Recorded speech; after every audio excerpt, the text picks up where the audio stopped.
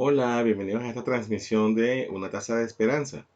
El tema de hoy que teníamos ya pendiente y les habíamos ofrecido, es la raíz de la violencia en 12 puntos de Alice Miller. Alice Miller, para quienes no recuerden, es una psicoanalista cuyo trabajo siempre hemos tenido como base, especialmente cuando se trata el tema del maltrato infantil. Uno de sus libros, de sus tantos trabajos, el que recomendamos para desarrollar este punto si lo desean, es este que está acá, Por tu propio bien, donde hace una tesis sobre el maltrato infantil, una tesis muy completa, y sus secuelas, incluso analizando historias de personajes históricos y planteando de cierta manera la relación entre estas cosas vividas en sus propias infancias y la historia por la que los conocemos. En- Aquí está bastante sencillo, bastante simplificado. Vamos a ir desarrollando punto por punto y llegar a una conclusión que es la que todos conocen, quienes conocen nuestro trabajo, estamos totalmente en contra del maltrato infantil, pero no solamente en contra, sino que proponemos maneras de eh, abordarlo. Tanto si somos quienes estamos condicionados a repetir este tipo de patrones, como si somos también testigos de este tipo de situaciones y también parte de la sociedad, por lo que podemos aportar cada quien desde el lugar que ocupa. Y así construir una sociedad mucho mejor, más empática y respetuosa. Y obviamente libre de violencia, porque no es metafórico la relación entre la violencia en general y el maltrato infantil. Empezamos con los 12 puntos. El primero, según el planteamiento de Alice Miller, cada niño viene al mundo para expandirse, desarrollarse, amar, expresar sus necesidades y sus sentimientos.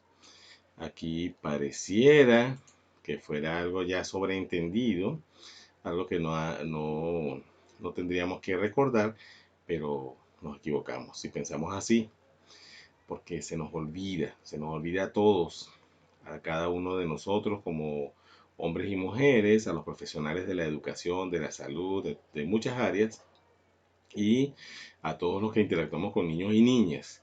Su derecho inalienable, irrefutable a expandirse, a poder expandirse, a poder desarrollarse en todo lo que implica la palabra, el término, a amar y ser amados, agregaría, y a expresar de manera libre sus necesidades y sentimientos. Ya por aquí podemos empezar a refutar algo. Son los niños y las niñas criados en nuestra sociedad, en nuestro mundo occidental, realmente libres de expresar sus necesidades y especialmente sus sentimientos. Bueno, yo me atrevería a decir que no. Una de las cosas que no sabemos nosotros como sociedad adultista, porque somos aún una sociedad adultista programada desde la visión adultista en que vemos a los niños como ciudadanos de segunda, de tercera o hasta cuarta, incluso posterior a la cuarta categoría. y quienes me están escuchando quizá puedan pensar que estoy pecando de exagerado, pero bueno, cuando vayamos desarrollando los puntos vamos a ver que no estoy cayendo en la exageración. Entonces tenemos claro como primer punto que los niños y las niñas vienen al mundo con el derecho inalienable e irrefutable a expandirse, desarrollarse, amar, ser amados también, agregaría yo, expresar sus necesidades y sus sentimientos con libertad, agrego yo. Segundo punto, para poder desarrollarse, el niño necesita el respeto y la protección de los adultos, tomándolo en serio, amándolo y ayudándolo a orientarse. Fíjense acá, para poder desarrollarse, o sea, para tener este desarrollo libre, pleno, el niño necesita respeto. Pero esta palabra, fíjense que ya empezamos a refutar, respeto. El niño necesita respeto. ¿Qué se enseña en la sociedad adultista, en la sociedad autoritaria que conocemos, que no es algo del pasado, no es esta tesis de Alice Miller de la Alemania nazi y de lo que llamó la pedagogía negra? Enfoquemos en el presente. ¿Qué es lo que sabemos sobre el respeto? ¿Qué es lo que se le explica a los niños sobre el respeto. Se les exige que respeten, pero se les exige que respeten al adulto desde el irrespeto a los niños, desde una posición jerárquica vertical, donde alguien está arriba y ese que está arriba tiene la razón y es incuestionable, cualquiera sea su postura. No estamos aquí promoviendo anarquía ni libertinaje. Mucha gente, especialmente yo soy especialista en crianza respetuosa y suelo escuchar, no tienen idea cuántas veces, el cómo se confunde la crianza respetuosa, que vamos a hacer una transmisión también sobre eso, sobre la crianza respetuosa en teoría, con el libertinaje, con la inercia de parte de los cuidadores y padres. No es eso. Pero el otro extremo es cuando imponemos el respeto, o sea, que se nos respete, pero desde el irrespeto, desde la violencia, desde el chantaje, desde la amenaza, incluso desde la violencia, que es lo que vamos justamente a revisar en el desarrollo de este tema. Entonces, el niño y la niña necesitan el respeto. Recuerden que estoy citando aquí literalmente de Alice Miller. Yo le voy agregando algunas cosas. Y la protección de los adultos. Protección. Aquí me voy a detener un momento. Una de las razones por las que es muy importante este material, por eso les sugiero que lo recomienden y lo compartan con quienes ustedes quieran y sientan que tienen que escucharlo. Actualmente, bueno, permanentemente estamos viendo por las redes sociales videos sobre maltrato infantil. Hace poco hubo un caso que estuvo rodando un video en Brasil de una madre tratando terriblemente a su creo que es una niña, no estoy seguro, vi la noticia, pero no estoy seguro en este momento. Y supe ayer mismo, porque eso fue reciente, por eso que no estoy tan empapado, que fue arrestada esta persona. Y lo que vemos por las redes es primero la difusión del video, la gente horrorizándose, pero horrorizándose eh, no porque estén en contra del maltrato infantil, que es la parte lamentable, porque muchas de las personas que se horrorizan defienden el maltrato, solo que sienten que este es una exageración, o sea, una exageración de la forma en que se maltrata a este pequeño, a esta pequeña.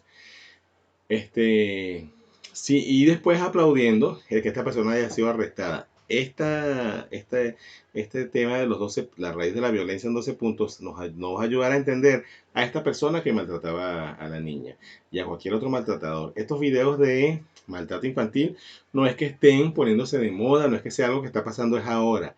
Es que ahora es que lo estamos visibilizando, ahora es que se dejó de invisibilizar. Se puso a la vista de todos porque hay personas que han captado el, la situación por video. Algunas personas cuando vemos que se transmiten estos videos condenan al que filma porque se, uno ve los comentarios en que se le dice, bueno, está grabando pero no hace nada.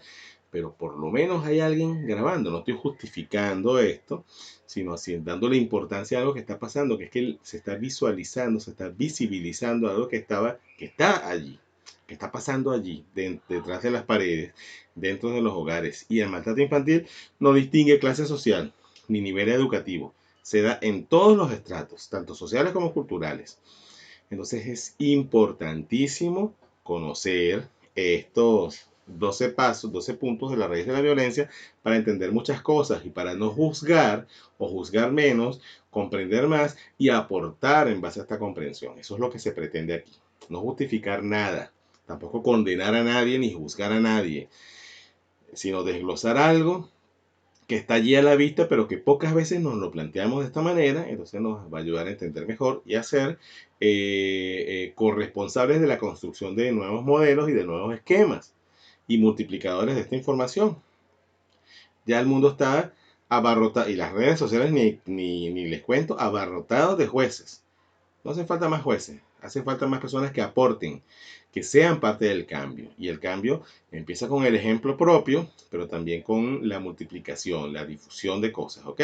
Entonces lo que quería decir de los videos es que el hecho de que se haya empezado a difundir este tipo de situaciones, a pesar de que tampoco estoy de acuerdo con que alguien esté grabando y no intervenga, pero por lo menos tenemos ya un lente, una especie de huequito de visor hasta situaciones que estaban ocurriendo allá en la intimidad y que nadie se enteraba en algunos casos.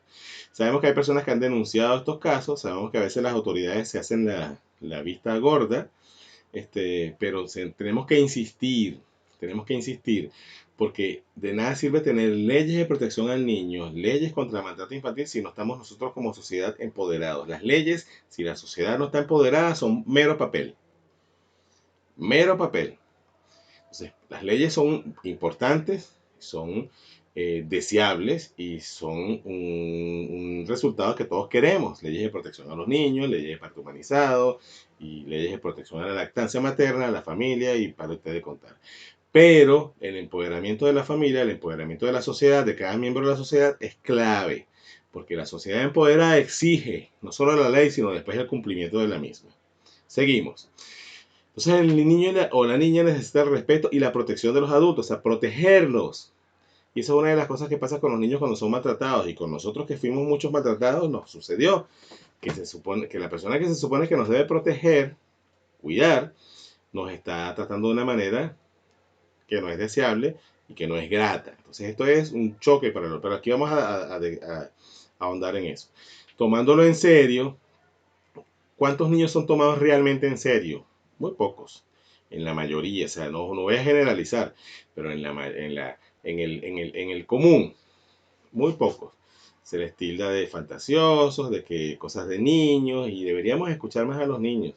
Deberíamos como adultos escuchar más a los niños y a las niñas y a nuestro niño interno, pero no vamos a poder escuchar a nuestro niño interno si no practicamos con nosotros, con los niños de afuera, con nuestros hijos, hijas, sobrinos, alumnos, pacientes, y todos los niños que nos rodean, que son maestros literales, literalmente hablando, son maestros, amándolos y ayudándolos a orientarse. Fíjense que no dice orientarlos, ayudándolos a orientarse. Los niños nacen con instinto, los niños nacen con esencia, saben quiénes son, saben de dónde vienen, a su manera.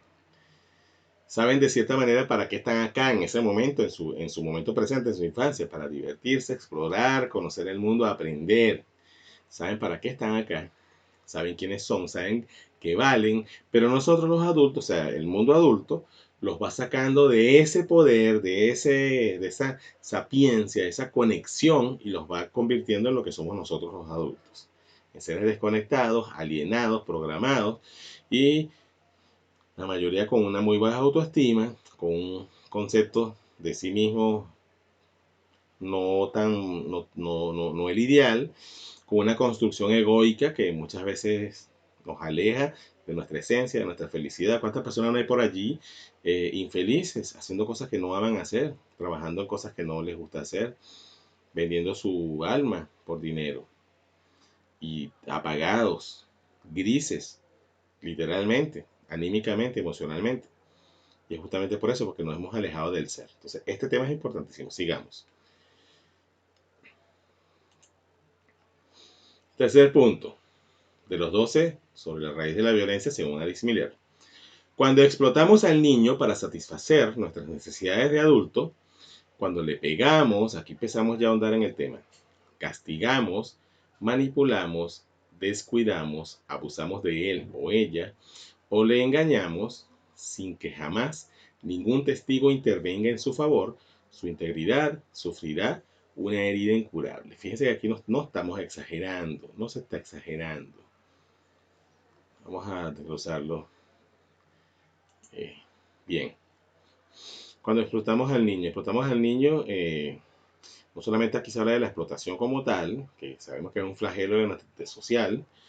Aquí la explotación se refiere a todo, incluso obligarles a hacer cosas que ellos no quieren hacer porque nosotros creemos que es lo correcto, a satisfacer nuestras necesidades de adulto. Cuando yo insisto que mi hijo cumpla mis sueños, los sueños que yo no cumplí, estoy explotando. Eso es una manera de explotar también.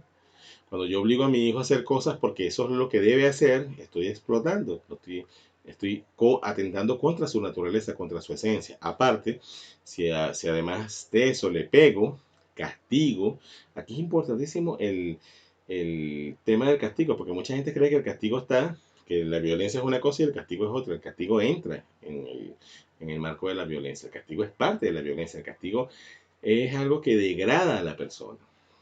Hay mucha gente que son, eh, no apoyan la violencia, el maltrato infantil, pero justifican el castigo como un método de aprendizaje. Y el castigo es una manera también de violentar a los niños, de anularlos. El castigo es un chantaje, el castigo es el caldo de cultivo de la mentira. Los niños aprenden a mentir gracias al castigo. Ejemplo, si yo rompo esto, si yo rompo esto y me castigan, me dejan de hablar, me dicen niño malo, me golpean, me mandan al rincón de pensar. La próxima vez que vuelva a romper algo, eh, quizá la segunda vez lo vuelva a decir que yo fui, pero en algún momento mi inteligencia, mi necesidad de sobrevivir va a generar excusas y va a decir cuando pregunte, cuando interroguen, ¿quién fue? No, yo no fui. Incluso se va a atrever a inventar historias para justificar que no fue cuando fue. Allí nace la mentira. Hay muchos adultos que hacen cosas tan absurdas como por ejemplo romper sin querer la jarra de beber agua en su propio refrigerador, un refrigerador que compraron ellos o ellas, una jarra que también compraron, lo rompen y como no los vio nadie, prefieren dejarlo allí para que cuando llegue otra persona parezca como que la otra persona lo rompió o no se sepa quién lo rompió. ¿Por qué hacemos eso tan absurdo? De no reconocer que fuimos nosotros y ahí empieza el síndrome del yo no fui, nadie fue. Porque de niños, por hacer cosas parecidas, se nos castigó y se nos violentó. Entonces aprendimos a mentir. Por eso nuestra sociedad es una sociedad basada en la mentira, en el engaño, en la hipocresía. Entonces, eso es para tomar en cuenta aparte que el castigo también pone a los niños en bandeja de plata para los abusadores, porque el castigo enseña que el chantaje y la manipulación y la amenaza generan un resultado. Y ese resultado es la obediencia. Y el abusador se sostiene muchas veces en el chantaje, en la manipulación y en la amenaza. Y un niño castigado, un niño permanentemente castigado, en la amenaza, tiene poder sobre él o ella. Un niño que no es castigado tiene confianza de comunicar a sus padres y a los adultos todo lo que le está ocurriendo. Y no va a caer en el chantaje de una persona manipuladora. Entonces, incluso para prevenir el abuso infantil, que es un flagelo también, un problema gravísimo en nuestras sociedades, deberíamos reconsiderarlo.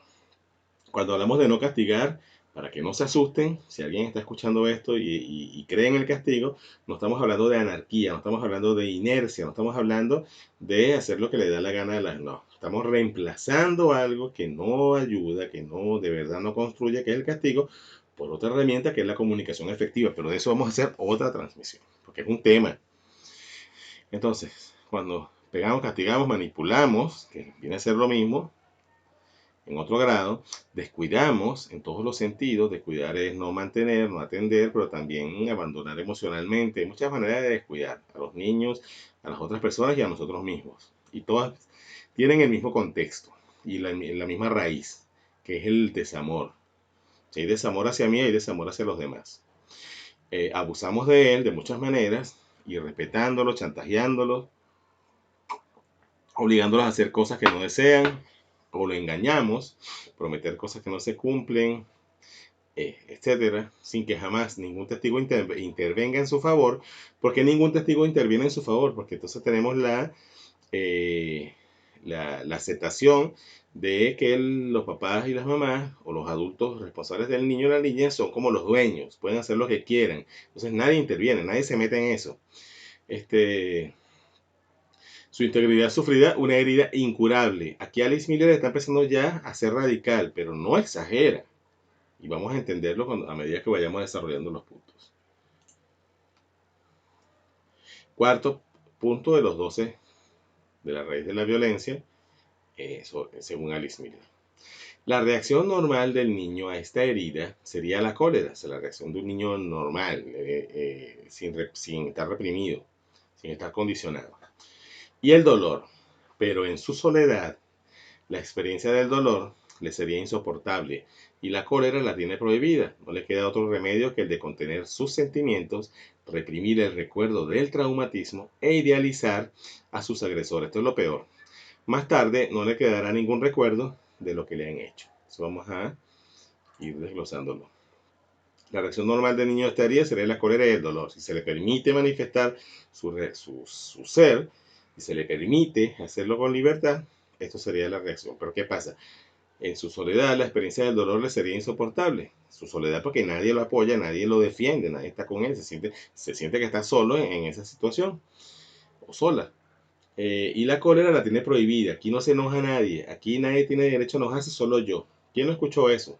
Mi madre tenía una frase, mi madre yo la amo, la adoro y he tenido que sanar todo el tema del maltrato. Obviamente era lo que ella sabía, lo que ella conocía.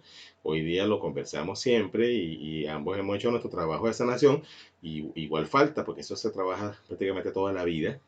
Pero en comparación con unos años atrás, las cosas funcionan mucho mejor. Y yo tengo incluso permiso de ella para hablar de algunas cosas personales, obviamente sin violar su intimidad total. Ella tenía una frase que era, en esta casa nadie pone trompa sino yo. Poner trompa en Venezuela se conocía como poner cara de enojo. Entonces, nadie podía poner esa cara, entonces uno tenía que fingir. Yo me recuerdo que en un momento, por ser siempre desobediente y algo irónico y sarcástico, cuando estaba enojado y tenía ganas de expresar esa cara de enojo, entonces sonreía, pero de una manera macabra. Y al principio ya lo veía así como que no le daba importancia y en alguna ocasión me llegó a traer consecuencias, de las cuales no me siento orgulloso y que me ha costado bastante sanar y reparar dentro de mí. Pero aquí estamos. Y una de las cosas por las que estamos en este trabajo es justamente porque venimos y sabemos lo que se siente estar allá. ¿Ok? Entonces, eh, la tiene prohibida. No le queda otro remedio que el de contener sus sentimientos, o sea, reprimir. Aquí también dice reprimir el recuerdo del traumatismo, o sea, obvio, bloqueo ese recuerdo del traumatismo por propia defensa. Y por lo que le voy a decir ahora que está aquí en el punto. E idealizar a sus agresores. Idealizar. O sea, no me queda más remedio que idealizar a las personas que me están violentando porque son mis padres, se supone que son mis cuidadores u otros adultos. Y entonces tengo que idealizarlos, por lo tanto borro lo demás. Esa es la explicación de por qué mucha gente dice, a mí me maltrataron y no me pasó nada. De una vez, o sea, se ponen de una vez a la defensiva, bajan la Santa María, a mí no me hables de ese tema. Es porque justamente es un mecanismo de defensa. Un mecanismo de defensa es el bloquear esos recuerdos, bloquear ese sentimiento que experimentamos en ese momento que fuimos vejados de cierta manera. Y aparte de niños, idealizamos a nuestros agresores, pero a medida que vamos creciendo, esa idealización se cae. En la adolescencia empieza a caerse. La adolescencia es una parte, una fase, una etapa importantísima, porque allí se empiezan a ver las cosas desde otro ángulo y los seres que idolatramos, que idealizamos, se caen de su pedestal y por eso es tan conflictiva. Yo siempre digo que en la adolescencia es una cosecha de lo que hemos sembrado en la infancia. Entonces, si ustedes tienen niños pequeños, todavía pueden cosechar para tener una adolescencia que igual va a tener sus altibajos porque es una etapa difícil, complicada, pero si se ha sembrado amor, si se ha sembrado seguridad, si se ha sembrado vínculo, obviamente va a ser mucho más llevadero. Y no me refiero a tener niños sumisos y temerosos, sino a tener niños libres, adolescentes libres que puedan expresarse y ser quienes quieren ser. Más tarde, y es el mismo punto, no le quedará ningún recuerdo de lo que le han hecho. Y esto no es una exageración, es literal. Es lo que estaba hablando, el bloqueo y la negación. Quinto punto de los 12 de la raíz de la violencia, según Alice Miller.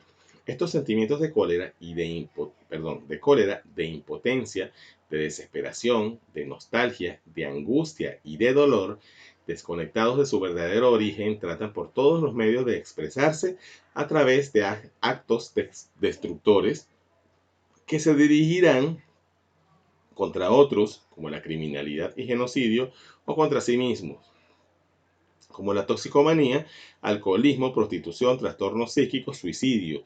Aquí muchas personas podrían pensar que se está exagerando. No es así. Los sentimientos de cólera, la violencia que se va reprimiendo, la impotencia que se va sintiendo, la desesperación, la nostalgia, la angustia y el dolor, son sentimientos que las personas por diversos mecanismos terapéuticos reviven lo que sintieron en el momento que fueron maltratados en la infancia, lo vuelven a experimentar. Y a veces es muy doloroso. Es sanador, pero es muy doloroso.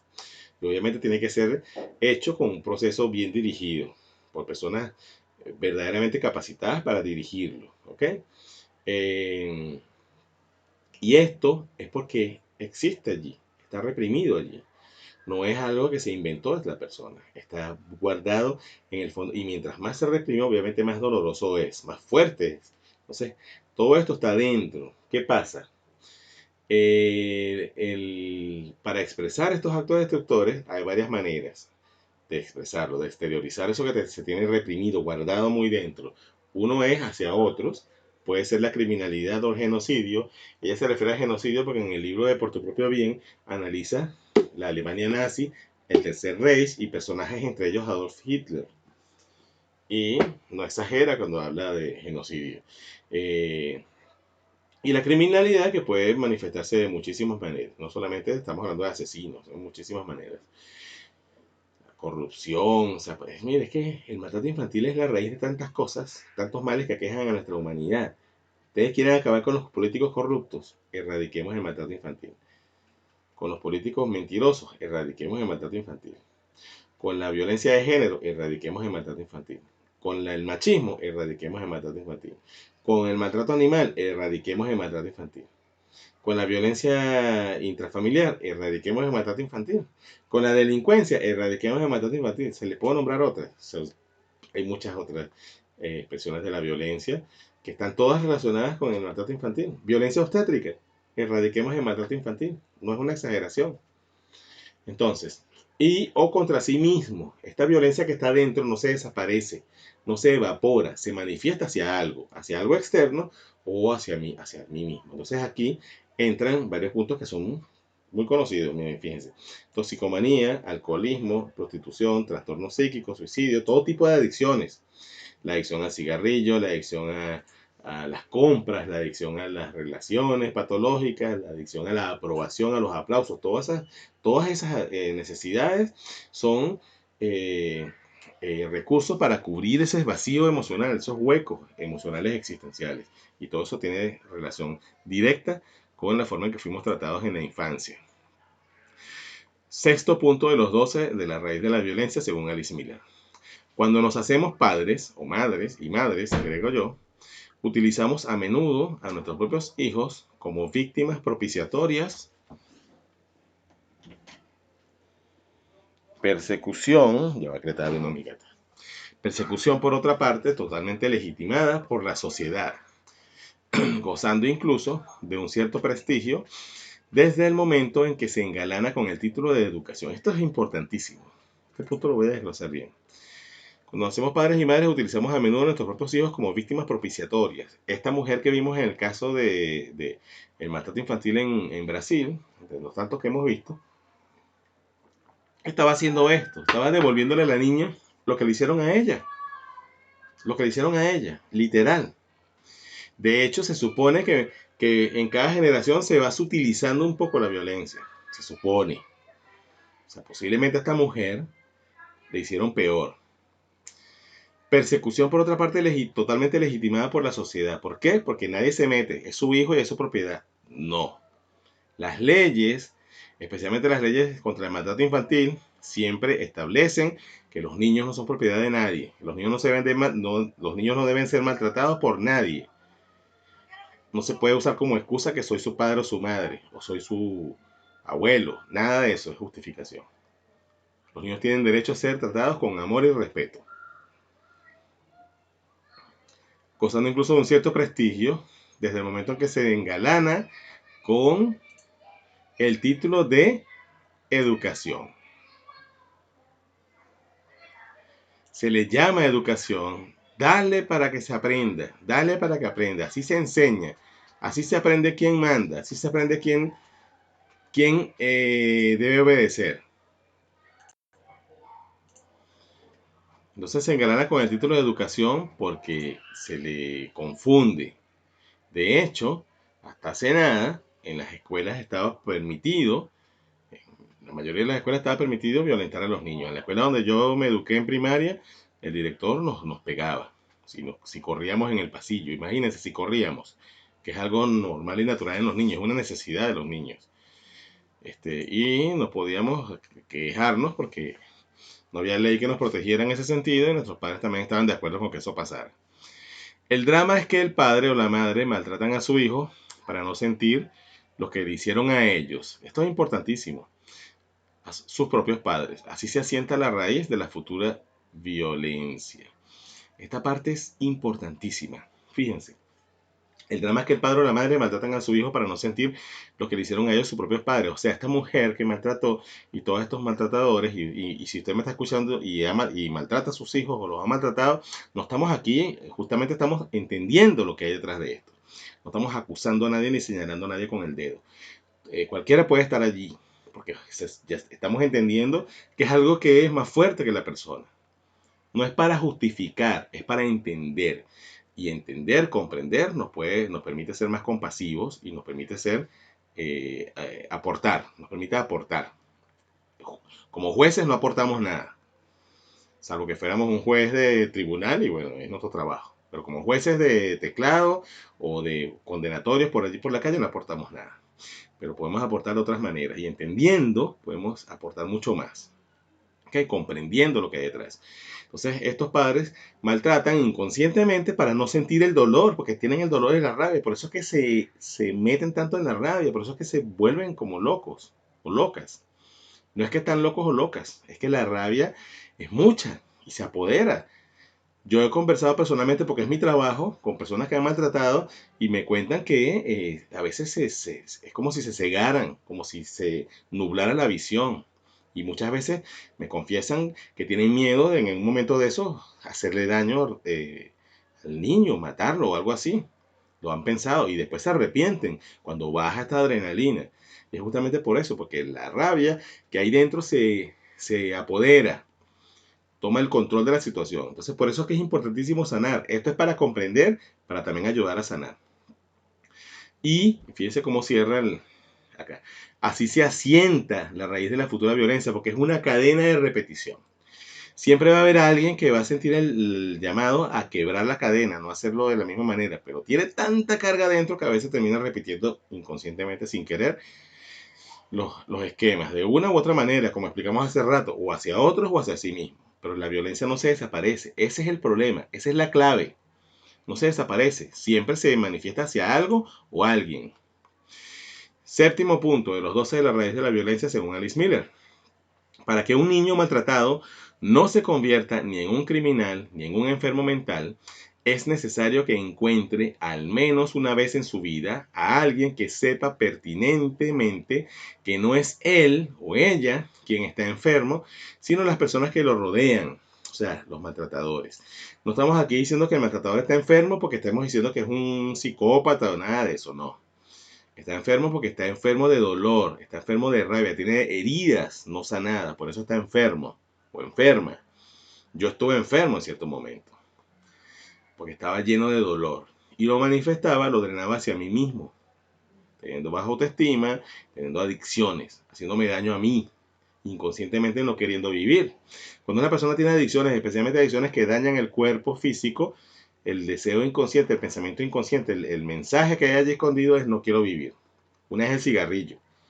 El cigarrillo de hecho está relacionado con el aire, con el oxígeno, que justamente representa la vida. Por eso se le llama prana en la tradición hindú, en la tradición antigua hindú. No es casualidad. Y en bioneuroemoción justamente se relaciona con la vida. Toda la respiración tiene que ver con la vida, todo el aire que entra y sale. Entonces la adicción al cigarrillo es fácil de entender, el contexto que hay detrás. Fue una de las que yo tuve que superar. Para que un niño maltratado, entonces aquí vamos a desglosarlo. Para que un niño maltratado no se convierta en un criminal, no estamos exagerando, no exagera Alice Miller. Recordemos que estamos citándolo literalmente, no exagera Alice Miller. Alice Miller era una gran psicoanalista, sabía lo que hacía. Si tienen alguna duda, pídanme el libro Por tu propio bien, que lo tengo en digital. También tengo en digital el libro El cuerpo nunca miente, que explica muy bien la relación entre síntomas del cuerpo y el maltrato infantil. Yo se los envío gustosamente a mi correo, elviscanino@gmail.com. Se los recuerdo al final. Entonces, ni un enfermo mental, que no es solamente esquizoide, no es solamente un cuadro ya complicado de psicopatología, de patología clínica a nivel psiquiátrico. También puede ser cualquier problema de autoestima, estas compulsiones obsesivas que a la gente les parecen normales, pero que algo hay detrás, la obsesión por el orden compulsiva, por ejemplo, por el orden, la limpieza, esos son problemas. Eso no es nada más es mi forma de ser. Detrás de eso siempre hay problemas. No es que sea un problema, pero si te empieza a generar problemas a ti, ansiedad, angustia, y empieza a generar problemas a los que viven contigo, obviamente hay algo que tienes que trabajar y solucionar, ¿ok? Si tú eres feliz así, no perjudicas a nadie ni a ti, maravilloso. O sea, es tu derecho. Pero en muchas personas vemos. Entonces la enfermedad mental aquí incluimos todo, incluidas las adicciones también. Eh, Necesario que encuentre al menos una vez en su vida, ajá, esto es importantísimo, este niño, en la misma niñez, si encuentra a alguien en su vida, aunque sea una persona, que generalmente no es alguien cercano ni con la misma sangre familiar, sino un profesional en muchos casos, o alguien con empatía suficiente para decirle al niño, así con autoridad, tú no eres el problema son los otros, los que te están haciendo daño, tú no eres el problema, tú eres un niño sano, tú vales mucho. Esto es importantísimo, esto puede salvar vidas, literalmente. Tanto la vida de este niño como la vida de las personas que este niño pueda lastimar después. Disculpen lo fuerte de esta imagen, pero es real, ¿ok? Y no podemos disfrazar las cosas acá. Es únicamente de esta forma que la lucidez o ausencia de lucidez por parte de la sociedad puede ayudar a salvar la vida del niño o contribuir a destruirla. Esta es la continuación del punto anterior. Esta es la responsabilidad de las personas que trabajan en el terreno del auxilio social, terapeutas, enseñantes, psiquiatras, médicos, funcionarios, enfermeros, y aquí yo me atrevo a decir que todos tenemos el deber de... Pero bueno, aquí se enfatiza en esto. Únicamente de esta forma de que la lucidez o ausencia de lucidez, o sea, la lucidez o ausencia de lucidez, que es el estado natural de la sociedad, por parte de la sociedad, puede ayudar a salvar la vida del niño. O sea, si somos lúcidos, si somos coherentes y respetuosos y empáticos, podemos salvar la vida del niño o contribuir a destruirla si no somos lúcidos, como somos la mayoría, como es esta sociedad de mente, como dijo Krishnamurti, una sociedad enferma, terriblemente enferma, y Krishnamurti no es cualquier maestro, por lo tanto le doy mucha importancia a sus palabras. Esta es la responsabilidad de las personas que trabajan, ok, en todos estos terrenos, por supuesto que sí es muy importante, incluido aquí los educadores también, bueno, aquí dice enseñantes, exacto. Pero de todos los que vayamos haciendo conciencia, empoderándonos y sabiendo lo que hay detrás del maltrato infantil. Por eso es que esto debe ser difundido. Octavo punto de los 12 de la raíz de la violencia, según Alice Miller. Hasta ahora la sociedad ha sostenido a los adultos y acusado a las víctimas. Todo es importante, pero miren esto. Se ha reconfortado en su ceguera con teorías que están perfectamente de acuerdo con aquellas de la educación de nuestros abuelos y que ven en el niño un ser falso con malos instintos, mentiroso, que agrega a sus inocentes padres o los desea sexualmente. ¿Ok? Hasta vamos a desglosarlo bien. Hasta ahora la sociedad ha sostenido que a los adultos, o sea, el adulto es el que tiene la razón, esa es su madre y tiene derecho a hacer lo que quiera con él. Ese es el argumento general. Y acusaba a las víctimas. A ese niño hay que darle porque es un niño malo. Así trabaja nuestra sociedad. ¿Estoy exagerando o no? Quienes me están escuchando, si quieren escriban acá en el video. Se ha reconfortado en su ceguera con teorías. Oigan con atención esto, por favor. Que están perfectamente de acuerdo con aquellas de la educación de nuestros abuelos. O sea, ideas obsoletas que aún siguen ahí haciendo vigencia. Y que ven, descontinuadas totalmente, y que ven en el niño un ser falso, con malos instintos, mentiroso, que agrede a sus inocentes padres o los desea o,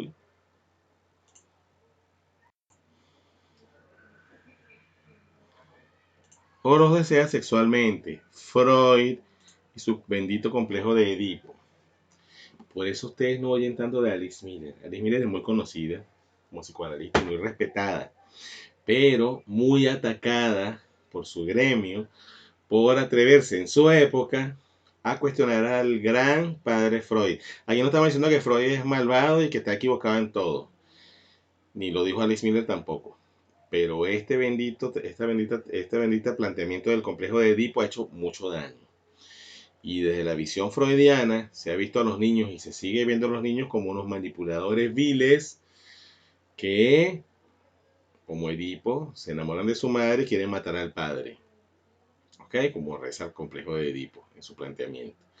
Y no es así. Obviamente todo esto es inconscientemente, ¿no? Y metafóricamente, pero no es así. Los niños no vienen a hacerle daño a nadie, no vienen a enamorarse de ninguno de sus progenitores, a establecer vínculos, por supuesto, todos los mamíferos lo tienen que hacer por su supervivencia, para su desarrollo, para entender y conectarse con el mundo a través de estas dos figuras primarias referenciales, pero no es hacerles daño a estas personas, no son viles manipuladores. Ese es el problema. Eso es lo que se atrevió Alice Miller a decir por primera vez con unas palabras bien firmes y bien sostenidas, pero que le generó mucho conflicto, mucha polémica. Y por eso es una de mis heroínas. Porque cuando alguien se atreve desde su autoridad y obviamente desde su conocimiento, no es que lo hizo improvisando, a refutar los grandes, los grandes establishments de cualquier área, obviamente son atacados, expulsados. Bueno, si no veamos al médico Frederick Le Boyer, expulsado del colegio médico por atreverse también a hablar contra el gran sistema y plantear su visión sobre el parto, sobre el nacimiento. La doctora esta que escribió el libro de la mafia médica. Esta, por aquí lo tengo, pero no recuerdo de lo puse ahora. No recuerdo el nombre de ella. También, y así para ustedes contar. Entonces, es importante. Aquí no estamos haciendo un cuestionamiento antifreudiano. No, estamos usando este punto, tomando literalmente la referencia hecha por Alice Miller para entender ciertas cosas, para entender una postura, ¿ok? No estamos aquí diciendo que tenemos una verdad o que Alice Miller tenía la verdad única. Aquí estamos planteando algo de lo que poco se habla, de un ángulo del que poco se habla, desde el que pocas veces se ve esta situación. La verdad es que cada niño tiende a sentirse culpable de la crueldad de sus padres. Y como a pesar de todo como a pesar de todo sigue queriéndolos, los disculpa así de su responsabilidad. Hablábamos hace rato justamente de esto, de la idealización, justamente como mecanismo de defensa y de supervivencia. Y aquí está. Entonces el niño asume la culpa para sí. Fíjense qué terrible es. El niño entonces agarra la culpa y se la absorbe para sí. Yo soy culpable de... Por eso es que los niños, por ejemplo, los niños se toman todo personal a nivel emocional. Y por ejemplo, cuando los niños viven separaciones de sus padres y esto no se maneja de una manera madura, de una manera correcta, los niños tienden, y eso pasa con el casi 100% de los niños, tienden a internalizar una culpa sobre esa separación. ¿Sí? Tienden a pensar, a establecerse una idea de que ellos son los responsables de que sus padres se separen, por ejemplo, o de que haya violencia intrafamiliar. Y así pasa con el maltrato. Y aquí cuando Alice dice la crueldad de sus padres, no está satanizando a los padres maltratadores. Está hablando de la crueldad, esta que está instaurada dentro de esta persona y ya entendemos que es una cadena de repetición, ¿ok? Y crueldad en el sentido de que inconscientemente, bueno, o sea, basta ver una escena de maltrato. El video de que les hablé hace rato de Brasil es terrible, es terrible. O sea, para mí, yo tengo que ver siempre este tipo de cosas por mi trabajo. Estoy acostumbrado y sin embargo a mí se me mueve todo. Se me mueve todo. Y por muy acostumbrado que esté, soy humano. Es porque es fuerte. Entonces cuando ella dice crueldad aquí no está satanizando a nadie, pero tampoco está exagerando nada, ¿ok? Y como a pesar de todo, sigue queriéndolos porque los ama, o sea, me maltrata. Porque por eso el libro, por ejemplo, se llama Por tu propio bien, porque te pego por tu bien, te pego porque te amo. Y fíjense la idea que se establece allí. Por eso es que le estoy hablando que hasta el machismo, hasta la violencia de género está relacionada con el maltrato infantil. Cuando alguien aprende que el amor implica eso también, me pega porque me ama, entonces cuando crezco tengo una pareja que me golpea y yo sigo allí porque siento que esos golpes, ese maltrato es parte del amor. ¿Ven de dónde viene? ¿Ven? Cuando vayan a volver a juzgar a alguien y decir que esa persona es una tonta o un tonto porque permite esa situación, recuerden esto. Recuerden que ha absorbido una culpa que no le pertenece como suya. Y ahí viene todo. Ven cómo es diferente ver las cosas desde eh, el conocimiento, desde la información, desde el empoderarse. Y esto también es importante. Los disculpa de su responsabilidad. Los disculpa, pero no perdona. Esa es la parte clave. Se disculpa, o sea, es como si lo olvido, pero por dentro queda el odio, la rabia, el resentimiento, la frustración, todo eso queda adentro. Cuando lo perdonamos y hacemos un trabajo de perdón ya bien hecho con el perdón como tal, que también vamos a hacer una transmisión de cómo hacerlo, obviamente esto se libera, se transmuta, pero mientras tanto eso está allí y no se desaparece. Y como venía diciendo en los planteamientos de Alice Miller, se va transformando, transformando en algo que nos hace exteriorizarlo hacia los demás o hacia nosotros mismos. Noveno punto. Hace solamente unos años se ha podido comprobar, gracias a nuevos métodos terapéuticos, que recuerden que esto lo escribió Alice Miller hace tiempo, ¿no? Que las experiencias traumatizantes de la infancia, reprimidas, están inscritas en el organismo y repercuten inconscientemente durante toda la vida de la persona. No exagera. ¿Qué pasa? Alguien puede decir, o sea, que tengo que morir con eso. No, lo puedes sanar, lo puedes trabajar. Una de las formas de sanar, para que no vayan a ver como que todo el mundo tiene que buscar ayuda terapéutica, la mayoría de las personas sí, mucha gente sí, pero una de las formas de sanar es no repetir. Es romper estos esquemas y crear de otra manera. Entonces aprendo a crear de manera respetuosa, pero igual voy a estar con esto que tengo adentro, es lo que me va a poner las cosas difíciles. Cuando ustedes lean a alguien diciendo, practico la crianza respetuosa, pero no me funciona, tengan por seguro que no es que no le funciona, no es que no funciona, es que tienes tanta cosa adentro, tanta rabia, tanta cosa sin resolver, ¿qué es lo que te sabotea? Por eso es tan difícil. Y los niños, como son un espejo literal de nosotros, nos ponen al frente siempre la situación específica. Por eso es que es importante sanar. Sanar es clave. Cuando nos damos permiso de sanar, podemos identificar estas cosas y trabajarlas. Entonces se hace la crianza respetuosa aplicable. No quiere decir que es la única manera de que la crianza respetuosa sea aplicable. Muchas personas lo han hecho sin tener que abordar tan duramente un proceso de sanación, pero no es fácil. Hay que estar allí, pues.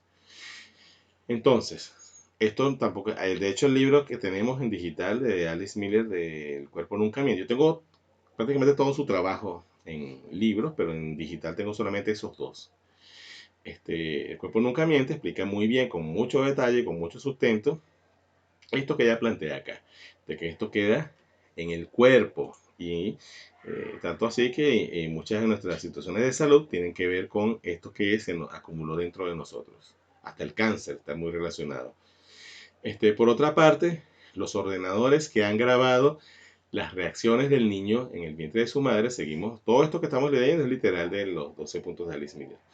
En el vientre de su madre han demostrado que el bebé siente y aprende desde el principio de su vida la ternura, de la misma manera que puede aprender la crueldad. O sea, desde el vientre ya estamos recibiendo información, los patrones, los modelos, los esquemas que están en la propia memoria celular, en la psique de la madre y obviamente en la genética. Entonces, esto es importantísimo. ¿Qué pasa? Si una madre está consciente de esto y empieza a transmitirle a su bebé mensajes de amor, aquí estoy contigo, te amo infinitamente, me estoy preparando para tenerte de manera respetuosa, para darte todo eso que es lo mejor para ti, ya está trabajando en ella también y está preparándose para hacerlo de una manera distinta. Por eso muchas veces la crianza respetuosa empieza desde la concepción y hasta antes. Hay personas, yo he tenido en mis conversatorios a personas que han ido sin tener ni pareja, ni hijos, y a veces ni siquiera una relación formal, sino siendo, por ejemplo, novios, enamorados. Han ido, no una vez, me ha pasado muchas veces. Y siempre me ha parecido bien interesante y bien lindo esta búsqueda de información de este tipo, de la que casi nadie habla, de la que pocos promueven, desde antes de concebir a los niños. Yo siempre he sentido que son los niños que están orientando a estos padres desde antes de llegar, porque los eligieron. 10º punto de la raíz de la violencia de Alice Miller. Con esta manera de ver, cada comportamiento absurdo revela su lógica, hasta ahora ocultada en el mismo instante en que las experiencias traumatizantes salen a la luz. Aquí empieza a hacer énfasis en el proceso de conciencia. Cuando empezamos a verlo, ustedes ahora que están viendo esto, se deben estar removiendo cosas, deben estar pensando cosas. Cuando ustedes oigan esta información y les choque, digan, no, no estoy de acuerdo con eso, yo no estoy diciendo que estén de acuerdo conmigo, ni con Alice Miller. Pero cuando algo les choque, deténganse en eso y revisen por qué me estoy resistiendo a esto. Porque posiblemente allí van a conseguir una clave. Y allí van a conseguir una clave de algo que no han resuelto, de algo que no han sanado. Esto cuando la gente dice, a mí no me hables de maltrato, que yo, mira, me dieron palo, me dieron golpe, mira cómo estoy, soy completo. Si uno le pregunta realmente qué tan completo está y qué es completo, tener dinero en el banco es estar completo. ¿Y tu salud? Yo le pregunto, siempre le hago ciertas preguntas, le digo, ¿cómo está tu salud? ¿Cómo resuelves tus conflictos? ¿Cómo manejas las situaciones de frustración? ¿Cómo te relacionas con los demás, con tu pareja y tus hijos, con tu jefe, con tus subalternos? ¿Cómo te relacionas contigo? ¿Qué tanto te amas? ¿Fumas? ¿Tienes otros vicios? ¿Tienes adicciones? ¿Te regalas tiempo para hacer cosas que tú amas?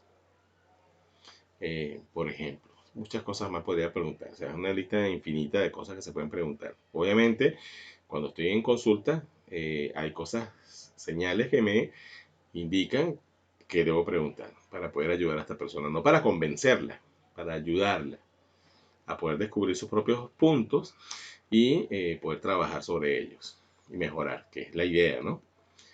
Entonces, cada comportamiento absoluto revela su lógica, o sea, empezamos a ver lo que hay detrás de cada comportamiento hasta ahora ocultado, o sea, que no lo teníamos consciente, no nos parecía relevante. En el mismo instante en que las experiencias traumatizantes salen a la luz, o sea, cuando las experiencias salen a la luz, cuando empezamos a recordar y a ser conscientes del daño que nos puede haber hecho una experiencia, empezamos a sanar. 11º punto de los 12 puntos de la raíz de la violencia. Una vez conscientes, así con esa intercalada, de los traumatismos de la infancia y de sus efectos, podremos poder poner término a la perpetuación de la violencia de generación en generación. Esto es maravilloso. Una vez conscientes de los traumatismos de la infancia, o sea, cuando aceptamos, y ojo, algunas personas pueden decir, yo no fui violentado, pero ok, no fuiste violentado físicamente, pero y las miradas de amenaza, y los chantajes, y los castigos. Algunas personas incluso vieron maltratar a otros hermanos y a ellos no. Eso también es violencia. O vieron a sus padres maltratarse mutuamente, no a los niños, pero sí entre ellos. Eso también es violencia. Entonces, cuando estamos conscientes de esto, es que podemos, o sea, no hay otra manera. Podemos poner término a la perpetuación de la violencia de generación en generación. Estar conscientes. Hay muchas maneras de estar conscientes. A veces nuestros hijos son los que nos hacen llegar a este estado de conciencia. Por eso tu hijo, tu espejo, es una de las frases más poderosas que hay. Porque tus hijos son tus espejos. Y si tienes varios hijos, cada hijo te espeja algo que es importante para ti. Y aquí vamos con el 10º punto que tienen que por favor escucharlo con atención, se lo suplico. Voy. Los niños y las niñas, agrego yo, cuya integridad no ha sido dañada, que han obtenido de sus padres la protección, el respeto y la sinceridad necesaria, se convertirán, anoten si quieren, en adolescentes y adultos inteligentes, sensibles, comprensivos y abiertos. Sigo. Amarán la vida y no tendrán necesidad de ir en contra de los otros ni de ellos mismos, menos aún de suicidarse. Utilizarán su fuerza únicamente para defenderse.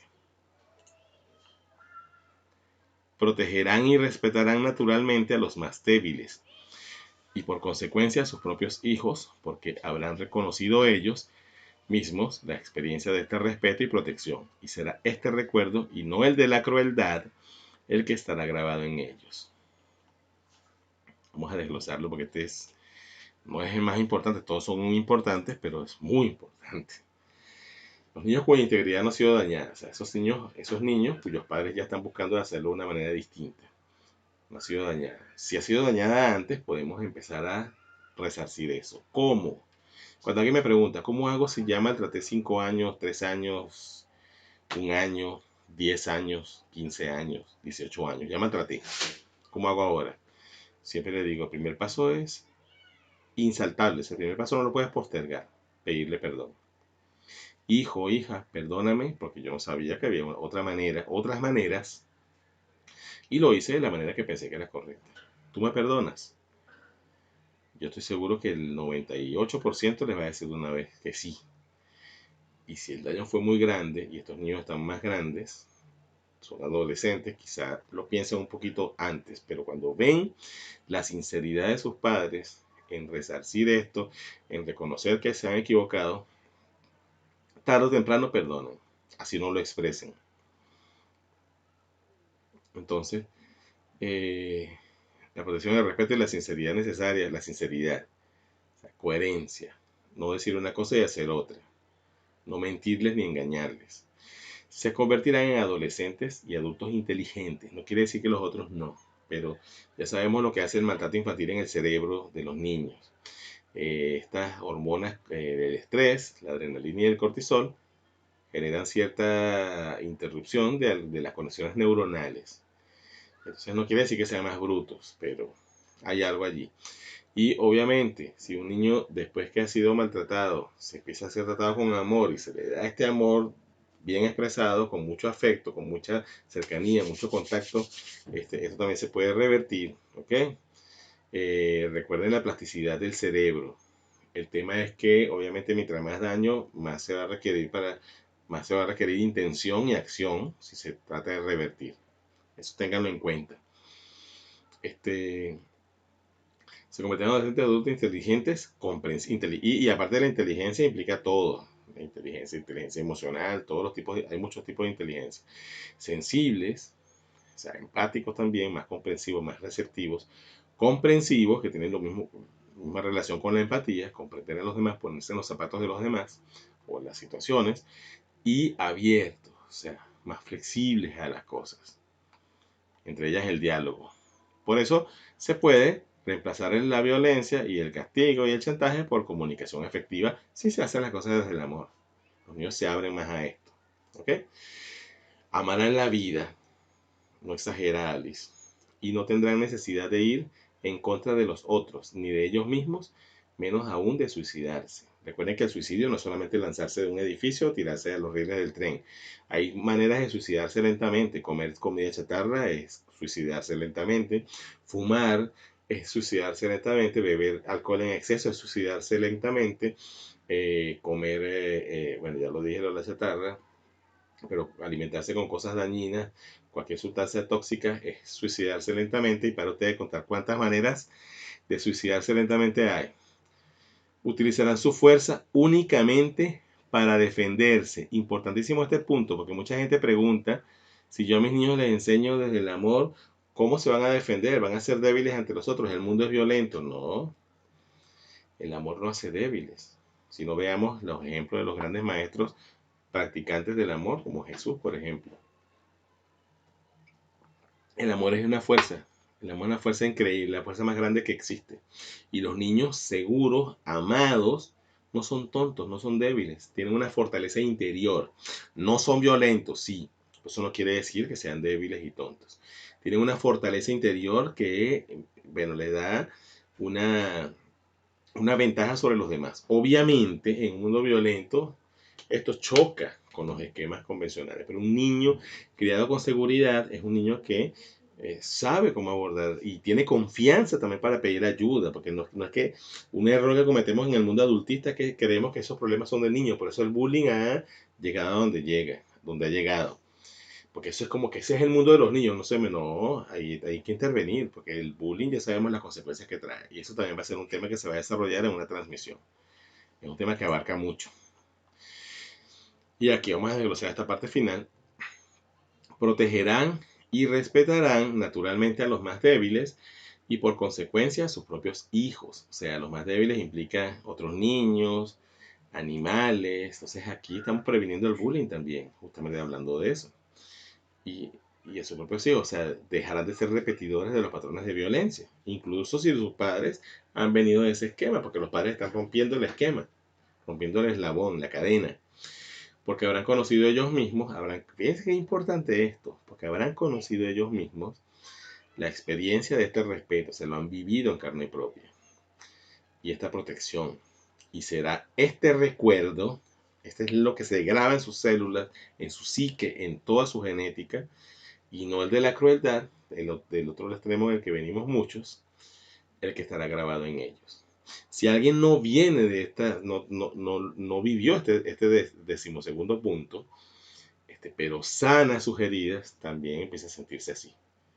Lo digo con toda la certeza y con toda la autoridad que me da el yo mismo haber sanado mis propias heridas. Por eso sé de lo que les estoy hablando. Aparte de mi conocimiento y mi experiencia profesional, está mi propia experiencia vivencial, mi propia historia de vida. Entonces sé de lo que les estoy hablando. Los dejo con esta reflexión. Nos vemos en otra transmisión de Una taza de esperanza, que es el espacio que vamos a utilizar para tratar y profundizar siempre estos temas. Bendiciones.